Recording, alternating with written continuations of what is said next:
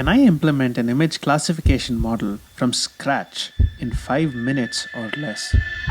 Stay tuned to find out. But first, let's understand image classification and the classifier we'll be implementing. Image classification works as follows.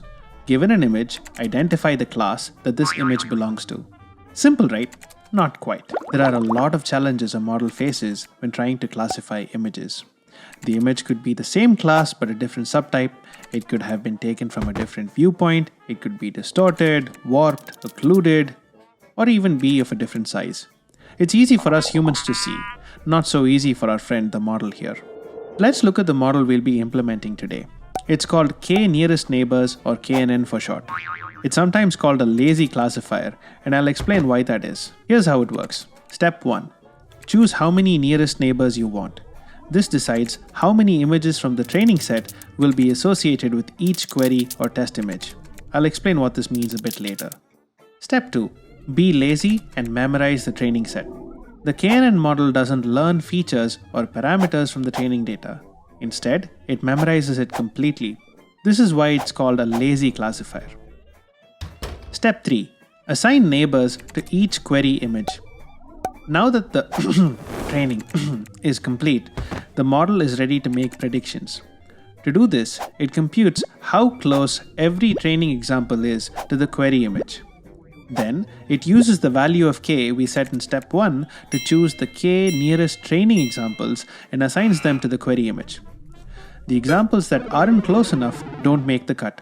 So how does KNN figure out the closeness between two images? It uses a distance metric. Given an image and its pixel values, and another image and its pixel values, we can take the per pixel difference, square it, add up all of these values, and then take the square root. This is called the L2 or Euclidean distance. A lower Euclidean distance implies that the images are closer.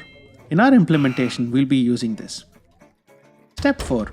We now have our nearest neighbors, but we don't know which class our query image belongs to. For this, KNN uses majority voting to assign the class label. So in this case, the 3 nearest neighbors are sheep, sheep, and dog. So that's 2 sheep and 1 dog. KNN assigns the sheep label to this query image. So to quickly summarize, choose how many nearest neighbors you want, memorize the training set, compute the distance between the query image and all the training images, assign the nearest neighbors, and finally run a majority vote to choose the class. Simple. Now we go to the coding challenge. Can I implement KNN in 5 minutes? Before I start the timer, I'm going to quickly import a few things and load our dataset. We'll be using the CFAR 10 dataset, which has about 60,000 images from 10 classes. Our training set has 50,000 of these images, and our test set has the rest. Additionally, I'm going to normalize the data since KNN is a distance-based algorithm.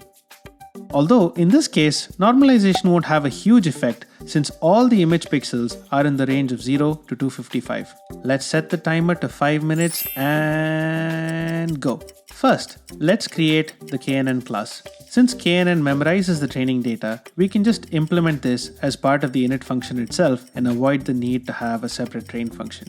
The key part of this algorithm is actually the distance calculation. To make sure we don't run into weird errors, I'm going to do a check to make sure that we have the same feature dimensions for the training and test data. KNN can be really slow if we don't optimize the distance calculation. Here, I'm going to use a no-loop approach to quickly compute the distance between the training and test examples. This leverages broadcasting in NumPy to efficiently calculate distance values across all pairs. The code you see here actually comes from a formula you learned in high school algebra. I'll walk through how you get this optimized calculation later in the video. The prediction function is really straightforward. All we have to do is use our distance function to calculate the distances between the training and test examples.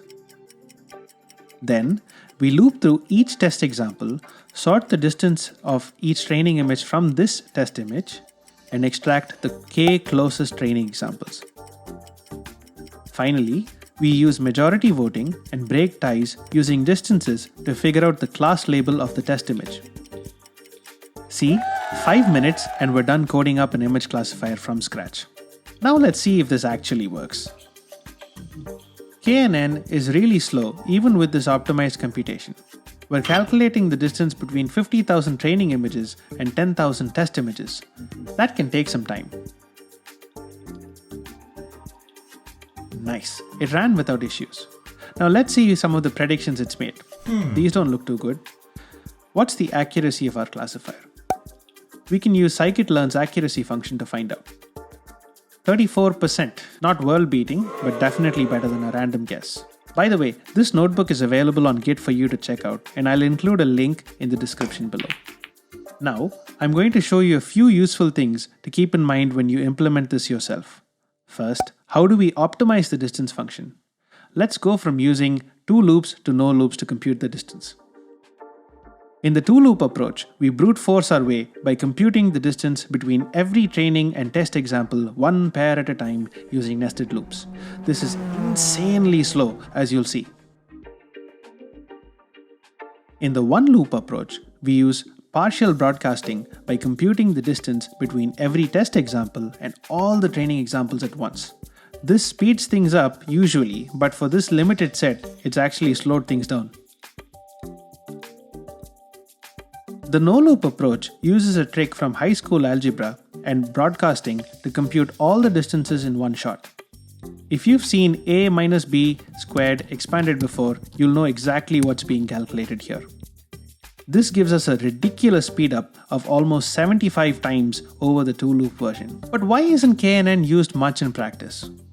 First, it's memory intensive. As you saw, we literally stored the entire training set in memory. It gets slower for larger datasets. It overfits a lot because it isn't learning any representations from the training data, but just blindly memorizing it. We'd have to run a lot of cross-validation tests to find out the best K, and each of these runs takes some time. And finally, it's got pretty low accuracy. 35% is better than a random guess of 10%, but it's nowhere close to some of the state-of-the-art models for this dataset. To really drive this home, let's look at some of the nearest neighbors that KNN found for some test images. For this, I'm going to return the K closest training images for each test example along with the final class label. Let's try this out now and plot some of the results. We can clearly see that the background colors are interfering a lot with the results. For example, look at example number 7. That's a picture of a car, but the car's background influences the choice of the nearest neighbors heavily. That's a wrap on our lazy classifier. What algorithms would you like to see implemented next? Drop me a note. If you like this video and found it useful, check out this other one that I've posted. Until next time, happy learning.